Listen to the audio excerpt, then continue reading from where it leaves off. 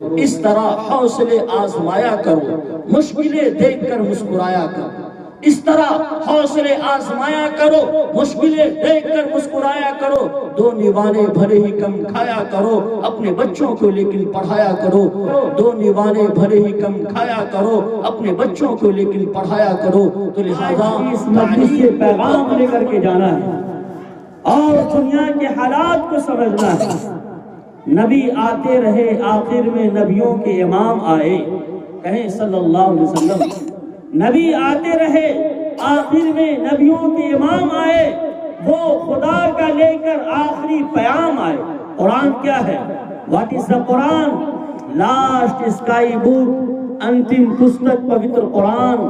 یہ guide book ہے، یہ پوری انسانیت کے لیے رہبری کرنے کے لیے ہے، رہنمائی کرنے کے لیے ہے۔ تو نبی آتے رہے، آخر میں نبیوں کے امام آئے، وہ خدا کا لے کر آخری پیام آئے۔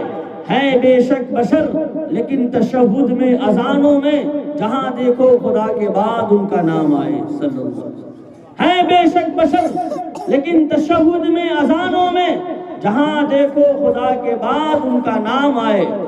وہ آئے بندوں کی جبی جھکانے خدا کے در پر، وہ آئے بندوں کی جبی جھکانے خدا کے در پر، وہ آئے سکھانے آدمی کو آدمی کا احترام آئے۔ تو نبی پاک صلی اللہ علیہ وسلم لاسٹ میسنجر، لاسٹ پروفیٹ، اور قرآن کریم یہ لاسٹ اسکائی بک ہے۔ اس کے بعد کوئی کتاب نازل نہیں ہوگی قیامت تک کے لیے۔ لا نبی بعدی ولا امت بعدکم۔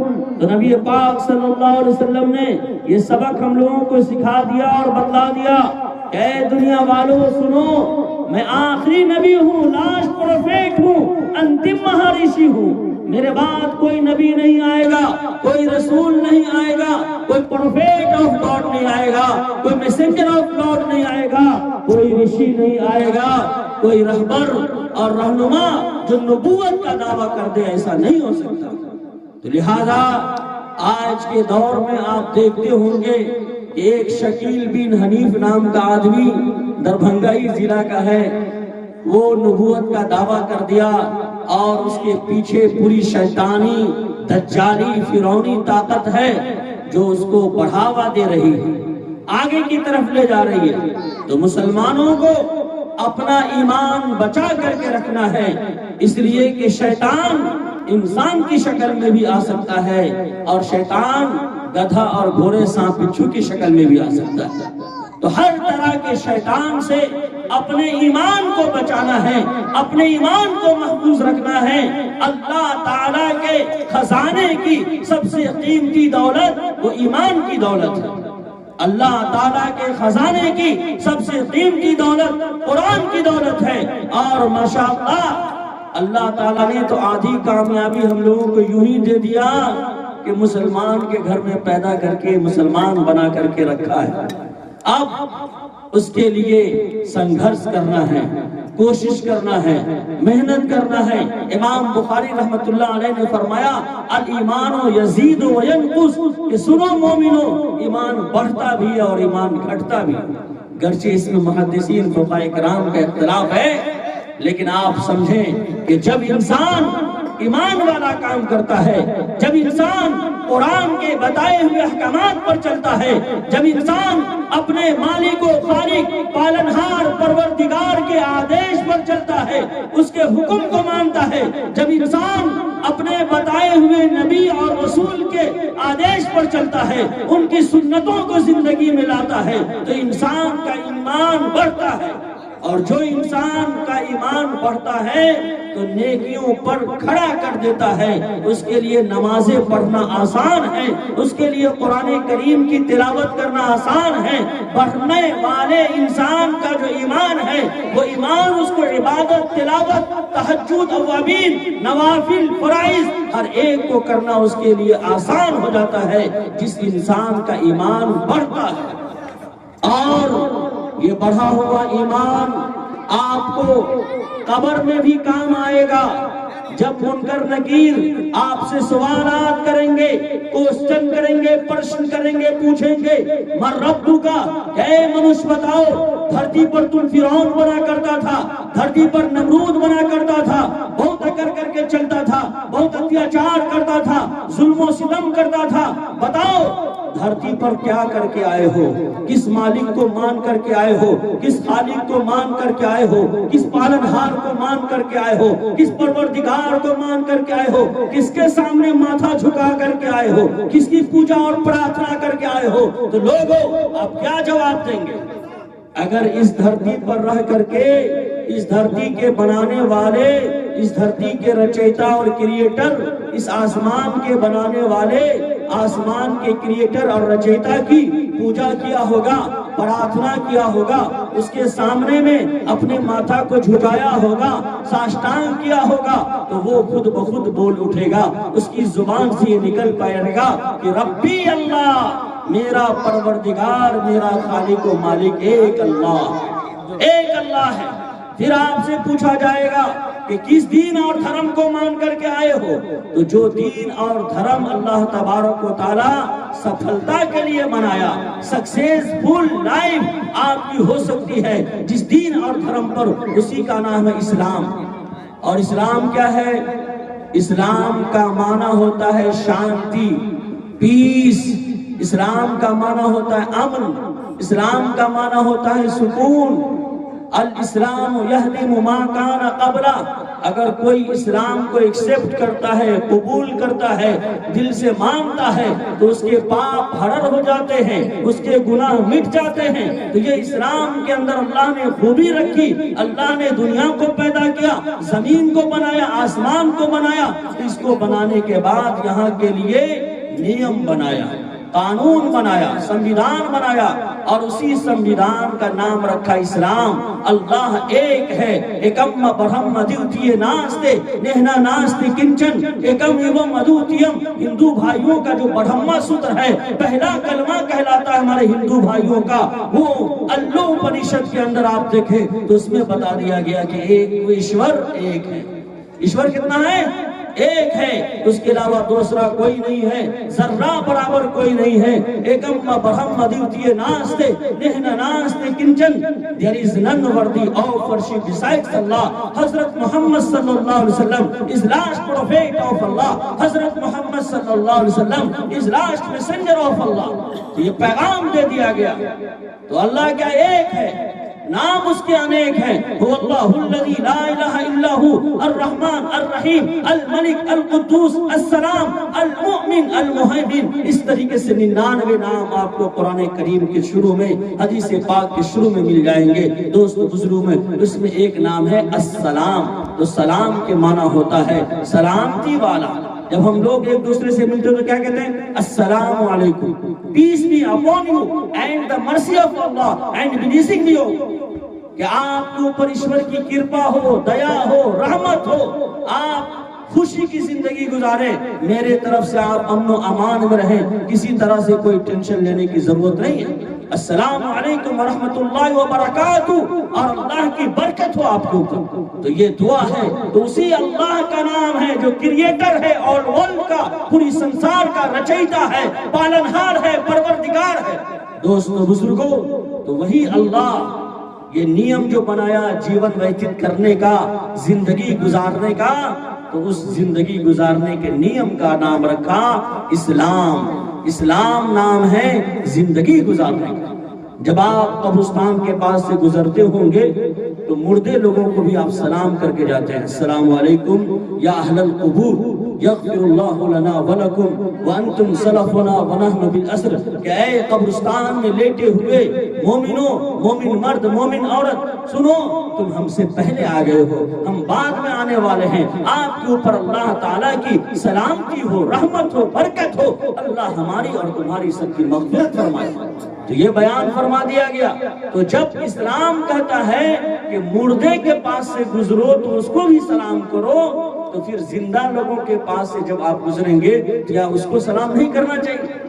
اس کو بھی سلام کرنا چاہیے۔ آقا انعامدار حضرت محمد صلی اللہ علیہ وسلم نے ارشاد فرمایا، سنو افشوا السلام بینکم، کہ سلام کو آپس میں پھیلاؤ، اس سے محبت بڑھتی ہے، اس سے الفت پیدا ہوتی ہے، دل کی کدورت دور ہوتی ہے، دل کی نفرت ختم ہوتی ہے۔ تو لہذا سلام کرنا چاہیے، سلام کو پھیلانا چاہیے، اپنے بچوں کو بھی سلام کرنا چاہیے، اپنی مستورات کو بھی سلام کرنا چاہیے۔ جب آپ بچے کو سلام نہیں کریں گے تو بچہ سیکھے گا کیسے؟ پھر وہ آپ کو کیسے سلام کرے گا؟ اور یہ تو دعا ہے، حضرت تشریف فرما ہے، آپ پوچھ سکتے ہیں آپ اپنے بچوں کو دعا نہیں دینا چاہتے کیا؟ تو بالکل دعا دینا چاہیے۔ بہت سارے لوگ سوچتے ہیں کہ بیوی کو سلام کرنے سے مرد کی انسلٹ ہو جاتی ہے، یہ غلط بات ہے۔ اگر آپ کی بیوی بیمار پڑ جائے تو آپ پریشان نہیں ہوتے، روپیہ پیسہ آپ کا خرچ نہیں ہوتا ہے، تو کیا آپ چاہتے ہیں کہ نہیں چاہتے آپ کی بیوی اللہ تعالیٰ کی سلامتی کے اندر رہے، اللہ کی رحمت اور برکت میں رہے؟ چاہتے ہیں کہ نہیں چاہتے ہیں؟ تو بیوی کو بھی سلام کرنا چاہیے، اس میں کسی طرح کی کوئی انسلٹ کی بات نہیں ہے۔ اللہ تعالیٰ ہر ایک انسان کو الگ الگ مقام دیا ہے، الگ الگ مرتبہ دیا ہے۔ عورتوں کے لیے گھر کی ذمہ داری ہے، مردوں کے لیے باہر کی ذمہ داری ہے۔ دوستو بزرگوں، تو میں عرض کر رہا تھا، الاسلام، اسلام کے معنی ہی امن کے ہیں، سکون کے ہیں، پیس کے ہیں۔ اور یہ اسلام 1400 سال پہلے نہیں آیا، بلکہ فرسٹ مین پرتھما منوشا آدم پتری ہوتی اسمرتا، ہمارے ہندو بھائیوں کی بہت ساری کتابیں ہیں، اس میں ایک کتاب کا نام ہے بھوشیہ پران۔ اس میں کہا گیا کہ سنو، پہلے انسان کا نام ہے آدم، اس کی پتنی کا نام ہے ہوتی۔ اس لیے جتنے لوگ یہاں بیٹھے ہیں سب کو آدمی کہا جاتا ہے، ہندو کو بھی آدمی کہا جاتا ہے، مسلمانوں کو بھی آدمی کہا جاتا ہے، سکھ اور عیسائیوں کو بھی آدمی کہا جاتا ہے، کرسچن اور بدھسٹ کو بھی آدمی کہا جاتا ہے، حتیٰ کہ منحوس، مبغوث، مردود جو یہودی ہیں، آج کے دور کے اسرائیل ہیں، فلسطین پر اتیاچار اور ظلم جرائم کیے ہوئے، وہ بھی منحوس اپنے آپ کو آدمی کہتا ہے۔ تو آدمی کہنے کا کارن کیا ہے؟ کہ سب آدم کی سنتان ہیں، حضرت آدم علیہ السلام کی اولاد ہیں۔ تو آدم علیہ السلام کا جو مذہب تھا وہ کیا مذہب تھا؟ یہی اسلام مذہب تھا۔ ان الدین عند اللہ الاسلام۔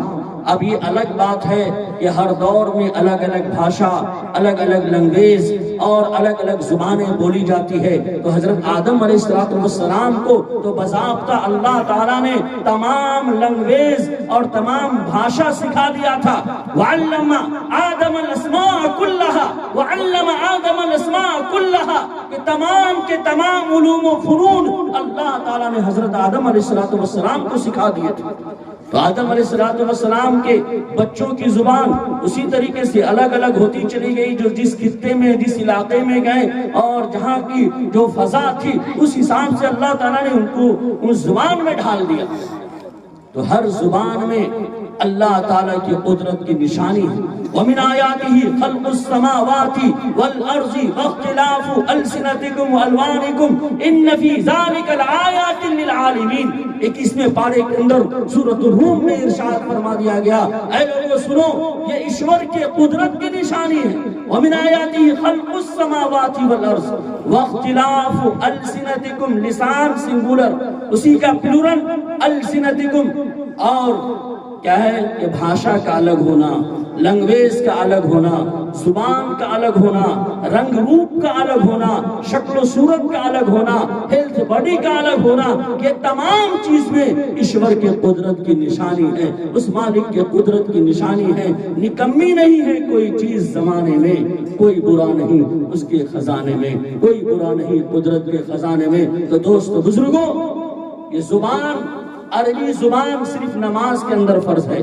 حضرت بیٹھے ہوئے جب آپ نیت کرتے ہیں اللہ اکبر، تو سلام پھیرنے تک آپ کو عربی زبان کا استعمال کرنا ہے، جو آپ اس کے اندر سورہ پڑھتے ہیں اور رکوع کی تسبیح پڑھتے ہیں، سجدے کی تسبیح پڑھتے ہیں، اس کا عربی میں پڑھنا ضروری ہے۔ اب سلام پھیرنے کے بعد اب اللہ تعالیٰ سے دعا مانگتے ہیں، اللہ ہماری نماز کو قبول کر لے، اللہ ہمارے پوجا پاٹ کو سویکار کر لے۔ تو آپ جس زبان میں، جس بھاشا میں چاہیں اس بھاشا میں دعا مانگ سکتے ہیں، جس زبان میں آپ چاہیں لوگوں کو سمجھانے کی ضرورت ہو. وما ارسلنا من رسول الا بلسان قومه.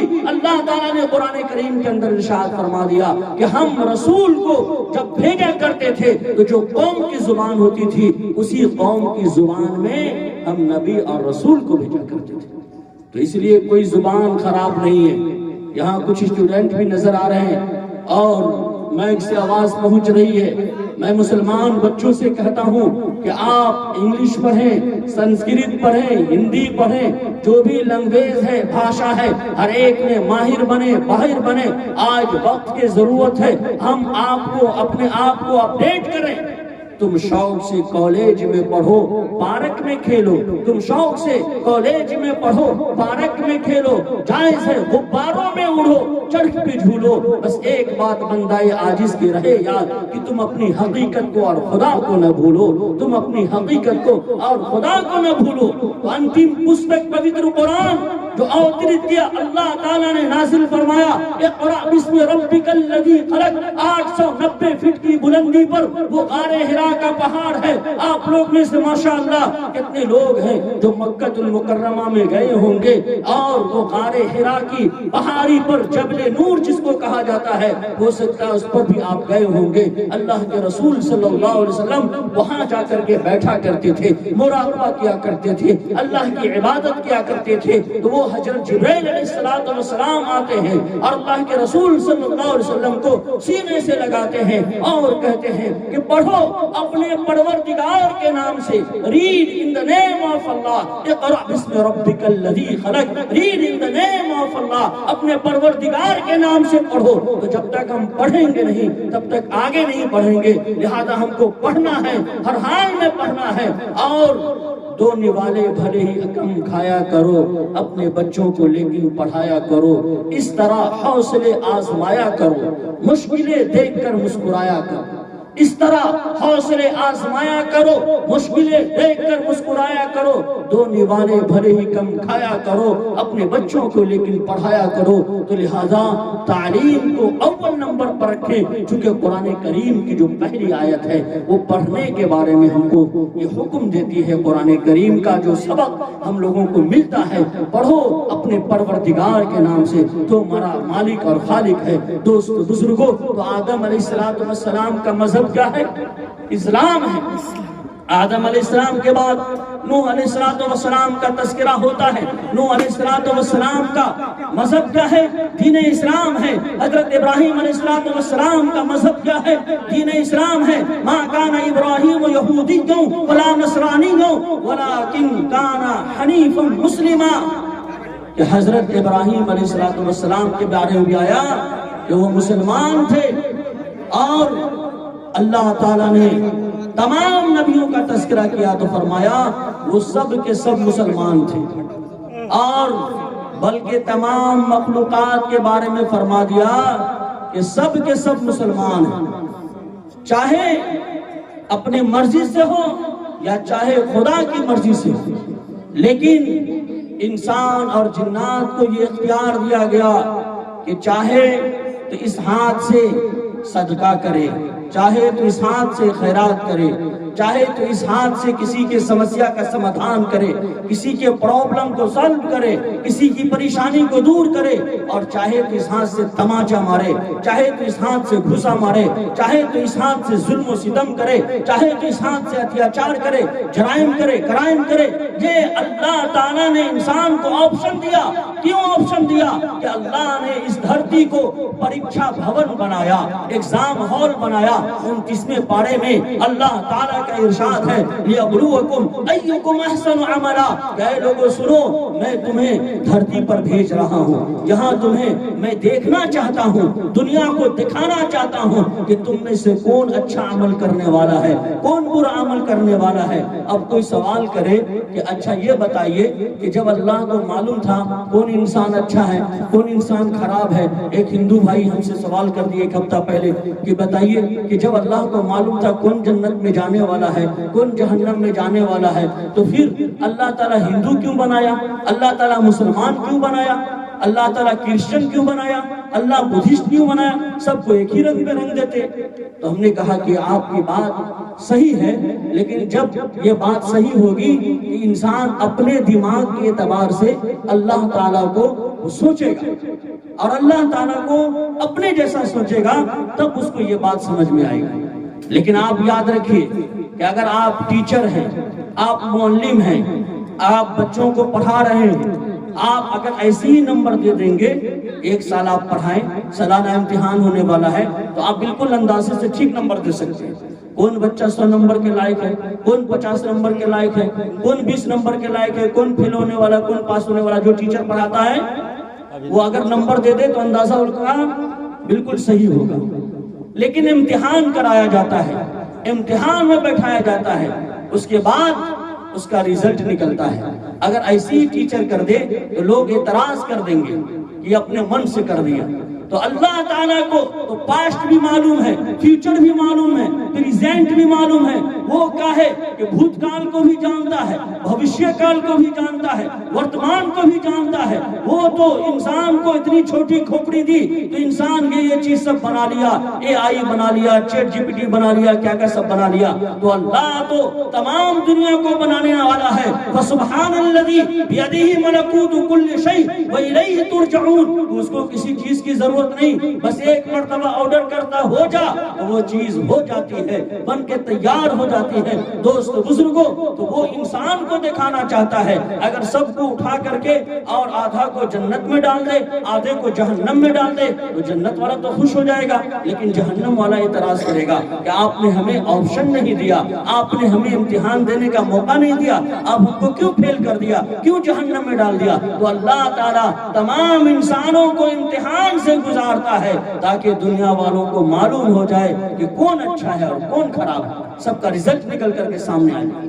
پھر میں نے کہا کہ دیکھیے، جب آپ کوسچن پیپر کو حل کرتے ہیں تو آج کل ایسا کوسچن آنے لگا ہے کہ 4 آپشن ہوتا ہے، اے بی سی ڈی، ایک ہی صحیح ہوتا ہے، 3 کیا ہوتا ہے، رانگ ہوتا ہے، غلط ہوتا ہے۔ اب آپ کو ٹک لگانا ہے کہ کون صحیح ہے کہ نہیں۔ جب آپ ٹک لگا لیں گے، ایگزام پورا ہو جائے گا، رزلٹ آپ کا نکلے گا۔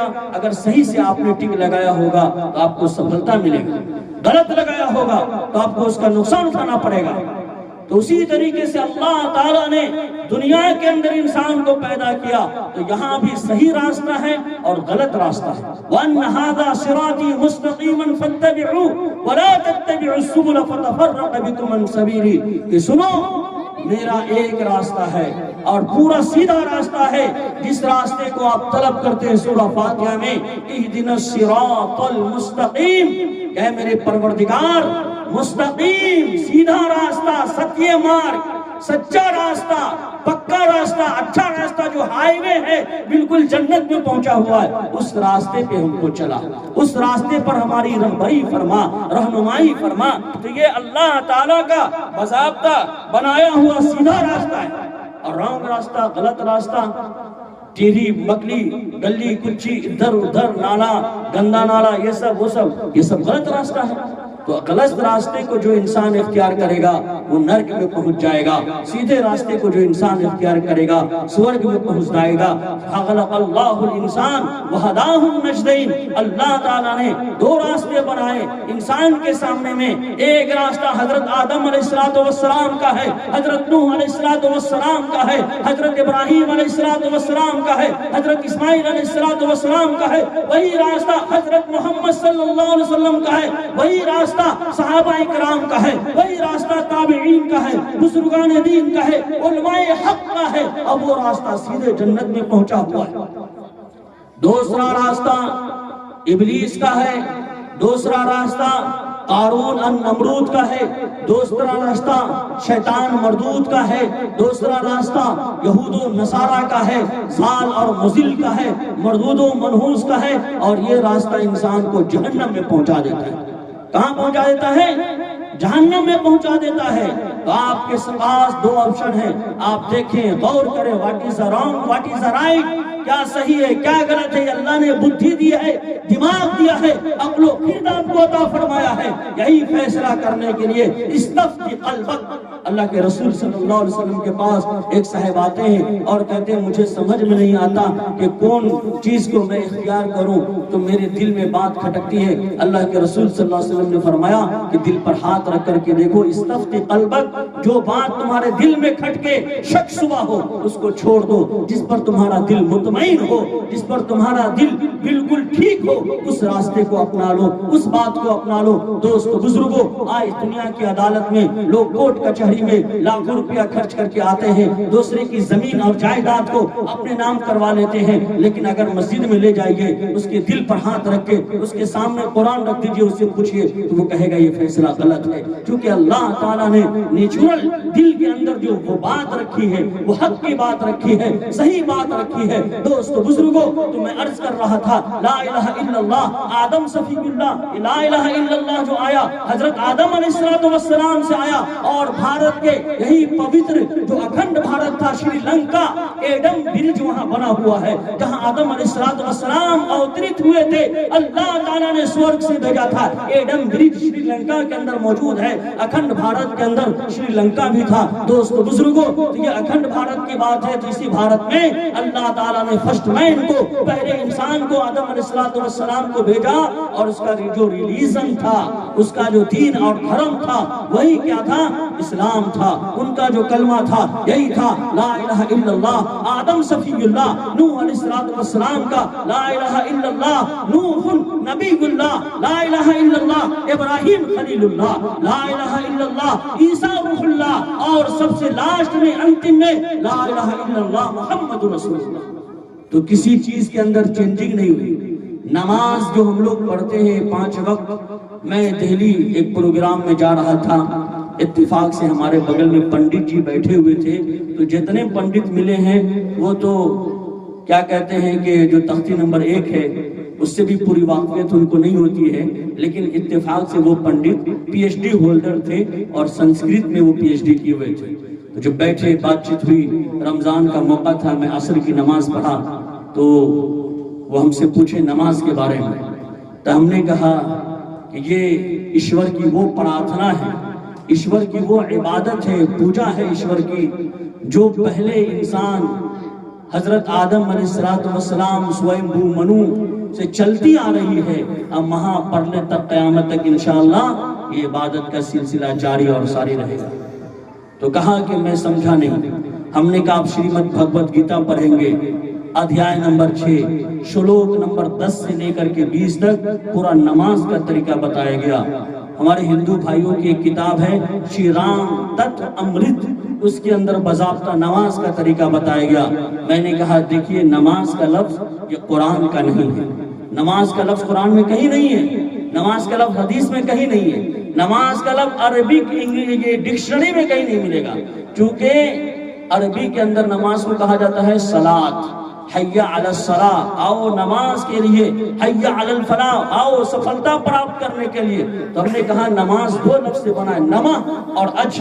نمہ کے معنی ہوتا ہے جھکنا، اور اج کے معنی ہوتا ہے اجنما، وہ ایشور جس کو کسی نے جنم نہیں دیا۔ قل هو اللہ احد اللہ الصمد لم یلد ولم یولد ولم یکن له کفوا احد، کہ وہ ایشور ہے، ایک ہے، اکیلا ہے، تنے تنہا ہے، س ایشا ایکا ویردیکا ایوا ایکا ایوا نمسیو وچھوی دیا۔ کیا ہے کہ وید کے اندر کہا گیا اسی ایشور کے سامنے جھکو، ایک ہے، اکیلا ہے، اس کی کوئی پرتیما نہیں، اسٹیچو نہیں، نتسیا پراتیما استی جیسا نام مہدشا، یجوروید میں کہا گیا کہ اس ایشور کی کوئی مورتی نہیں ہے، اسٹیچو نہیں ہے، اس کا کوئی فوٹو نہیں ہے، امیج نہیں ہے، تو اس ایشور کے سامنے جھکنے کو نماز کہتے ہیں۔ تو سنسکرت سے آیا، شری رام چندر جی 14 سال کے لیے ونواس لے لیے تھے، جب جنگل کے اندر ان سے پوچھا جاتا ہے میں کس کی بھکتی کروں، کس کی عبادت کروں، شری رام چندر جی کہتے ہیں رام رامائے نمہ، کہ سنو جو رام کا بھی رام ہے اس ایشور کی عبادت کرو۔ رام یہ اللہ تعالیٰ کا ایک صفاتی نام ہے، اس لیے ان کا نام شری رام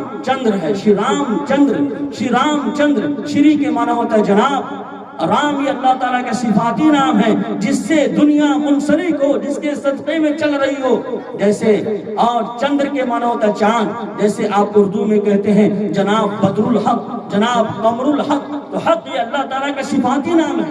بدر کے معنی چاند، اور شمس کے معنی سورج، ہلال، ہلال کے معنی چاند، قمر، قمر کے معنی چاند. تو یہ آپ علماء کرام سے پوچھ سکتے ہیں کیا فرق ہے. دوستو بزرگوں، تو میں نے بتایا شری رام چندر جی نے کہا کہ رام رام آئے نما، کہ جو راموں کا رام ہے اس ایشور کی بھکتی کرو. کہا کیسے میں اس کی عبادت کروں، کیسے بھکتی کروں؟ تو کہا کہ سنیے، پرتھما تارکا چیو دتیا دنڈ مچیتے تیتیا کونڈلا کارکا چتورتھا ارد چندر کا پنچ بلدو سنیکتا اوم متیہ جیوتی روپکا. کہ پہلے نمبر پر سیدھے کھڑے ہو جاؤ، دوسرے نمبر پر چاند کی طرح گھوم جاؤ یعنی رکوع کرو. اس کے بعد شاشٹانگ، شا اشٹ انگ یعنی 8 انگوں سے اس کے سامنے عبادت کرو. اور وہ 8 انگوں سے عبادت ہوتی ہے تو صرف سجدے میں ہوتی ہے، باقی کہیں نہیں ہوتی. 8 انگ کا یوز کہاں ہوتا ہے؟ پیشانی، ناک، دونوں ہاتھ، دونوں گھٹنا، دونوں پاؤں، یہ 8 انگ کا پریوگ ہوتا ہے صرف اور صرف سجدے کے اندر ہوتا ہے. تو شری رام چندر جی نے یہ طریقہ بتایا. اور شریمد بھگوت گیتا جو ہندو دھرم میں سب سے زیادہ پڑھی جاتی ہے، اس کے اندر ادھیائے نمبر 6 شلوک نمبر 10، چونکہ الحمدللہ میں پڑھاتا بھی ہوں وید گیتا. دنیا لاک ڈاؤن میں سب مدرسے بند ہو گئے تو اساتذہ کے حکم سے میں نے آن لائن مدرسہ شروع کیا. 6 مہینے کا زوم ایپ پہ، گوگل میٹ پہ یہ چلتا ہے آن لائن کلاس. پوری دنیا سے علماء کرام اور جو شوقین حضرات استفادہ کرتے ہیں، پڑھتے ہیں، تو میں پڑھاتا بھی ہوں. یوگی ینجیت سدماتمانم رہسی استیتا ایکاکیت چتاتمانی راشن پریگرہ. تو بتائے یوگی کے معنی ہوتا ہے عبادت کرنے والا، یوگ کے معنی ہوتا ہے عبادت. لیکن آج کل جس کا نام ہے اس کو بھی نہیں معلوم ہے کہ ہمارے نام کا ارتھ کیا ہے. تو کیا کیجئے گا دوستو بزرگوں. تو بہرحال ہم لوگوں کو پڑھنا ہے، ہمارے نوجوانوں کو سیکھنا ہے، ہمارے نوجوانوں کو سمجھانا ہے. بس ایک حدیث میں سنا کر کے اپنی بات ختم کرنا چاہتا ہوں. ٹھنڈی کا موسم ہے اور علماء کرام کو اپنے اپنے گھر بھی جانا ہے، مدرسہ اور مسجد بھی جانا ہے. تو حضرت نعمان بن بشیر رضی اللہ تعالیٰ عنہ راوی، بخاری شریف کی حدیث ہے. اللہ کے رسول صلی اللہ علیہ وسلم نے ارشاد فرمایا مثل القائم فی حدود اللہ والواقع فیہا کمثل قوم استہموا علی سفینۃ فصار بعضهم اعلاها وبعضهم اسفلها. سنو ادھارن، ایگزامپل، مثال سے بات سمجھائی کہ کشتی، شپ جو پانی کا جہاز ہوتا ہے 2 منزلہ ہے. کچھ لوگ اوپر کے حصے میں، کچھ لوگ نیچے کے حصے میں. یعنی دیندار لوگ، عبادت کرنے والے لوگ کہاں ہیں؟ اوپر کے حصے میں. جو دین سے دور ہیں وہ نیچے کے حصے میں. پانی کا انتظام، کھانے کا انتظام کہاں ہے؟ اوپر کے حصے میں. نیچے والے کو پانی کی ضرورت پڑتی ہے، اوپر جا کر کے دروازہ کھٹکھٹاتا ہے، پھر وہاں سے پانی لے کر کے آتا ہے تو پانی پیتا ہے. اوپر والے تالا مار دیں، نیچے والے کو پانی نہ دیں، نیچے والا پریشان ہو، پانی کے لیے تڑپ رہا ہو. اس کے بعد سوچیں کہ ایسا کرتے ہیں کہ اسی جہاز میں ہول کر دیتے ہیں، سوراخ کر دیتے ہیں، یہیں سے پانی لے لیتے ہیں. اور وہ سوراخ کرنے لگے اور سوراخ کر دے تو کیا صرف نیچے والا ڈوبے گا کہ اوپر والا بھی ڈوبے گا؟ ہلکو جمیعا، کہ اگر اوپر والوں نے پانی نہیں دیا تو تمام کے تمام لوگ ہلاک و برباد ہو جائیں گے. اور اوپر والوں نے ان کا ہاتھ پکڑ لیا، وَإِنَّفَذُوا عَلَىٰ أَيْدِيهِمْ وَنَجَوْا جَمِيعًا، اور ان کو پانی دے دیا تو نیچے والے بھی بچ جائیں گے اور اوپر والے بھی بچ جائیں گے. تو دوستو بزرگوں، کہنے کا مقصد یہ ہے کہ جلتے گھر کو دیکھنے والوں پھوس کا چھپر آپ کا ہے. جلتے گھر کو دیکھنے والوں پھوس کا چھپر آپ کا ہے. آگ کے پیچھے تیز ہوا ہے، آگے مقدر آپ کا ہے. اس کے بغل میں میں خوش تھا، میرا نمبر اب آیا، میرے بغل میں آپ کا گھر ہے، اگلا نمبر آپ کا ہے. اگر لوگ کفر اور شرک کی نجاست اور غلاظت میں پڑے ہوئے ہیں، جل رہے ہیں اور جہنم میں جلنے والے ہیں، آپ نے اس کے ایمان کی فکر نہیں کی، نبی پاک صلی اللہ علیہ وسلم کے مشن کو زندہ نہیں کیا، نبی پاک صلی اللہ علیہ وسلم کی سنت کو زندہ نہیں کیا، ہر کچے پکے گھر میں ایمان کی دولت پہنچانے کی فکر نہیں کی، ہر فرد بشر تک اللہ کا پیغام پہنچانے کی فکر نہیں کی، تو فساد برپا ہوگا اور فتنہ فساد پھیلے گا، جہالت کی آگ لگے گی، کفر اور شرک کی آگ لگے گی. تو نہ ہم بچیں گے نہ آپ بچیں گے. اس لیے اس کی فکر کرنی پڑے گی. بلغوا انی ولو آیا، کہ میری طرف سے ایک بات بھی معلوم ہے اس کو دوسرے تک پہنچاؤ. دوست بزرگوں، حالات بدل سکتے تھے مگر تم نے چاہا ہی نہیں. حالات بدل سکتے تھے، تم نے چاہا ہی نہیں. تمہارے آنسو ان کے آنکھوں سے بھی نکل سکتے تھے، تم تو ٹھہرے رہے کنواں کے پانی کی طرح. اگر دریا بنتے تو بہت دور نکل سکتے تھے. اگر دریا بنتے تو بہت دور نکل سکتے تھے. کنواں کا پانی جمع ہوتا ہے، لوگ یوز کرنا چھوڑ دیتے ہیں تو پانی خراب ہو جاتا ہے. اسی طریقے سے آپ کو جو اللہ تعالیٰ نے انتم پستک پوتر قرآن امانت دی ہے، اللہ تعالیٰ نے جو ایمان کی دولت عطا فرمائی ہے، اس دولت کو آپ اپنے اندر سے دوسروں تک پہنچانے کی کوشش کریں گے تو انشاءاللہ انقلاب برپا ہوگا. اللہ تعالی ہم تمام لوگوں کو کہنے سننے سے زیادہ عمل کرنے کی توفیق عطا فرمائے. آمین یا رب العالمین. بس ایک شعر پہ میں اپنی بات ختم کرتا ہوں کہ یہاں کی مٹی کو طیبہ کی دھول کر دے میرے مولا. کہیں آمین. مال پٹی کی مٹی کو طیبہ کی دھول کر دے میرے مولا. یہاں کے افراد کو پابند رسول کر دے میرے مولا. مہک جائے دمک جائے جہاں سے یہ مال پٹی والے گزرے، ہر ایک کو ایسا مدنی پھول کر دے میرے مولا. آمین. Please like, subscribe and share. Thanks, Jazakallah. عالمی دعوتی و تربیتی چترویدی کورس کے لیے رابطہ کریں مفتی سفیان ندوی چترویدی.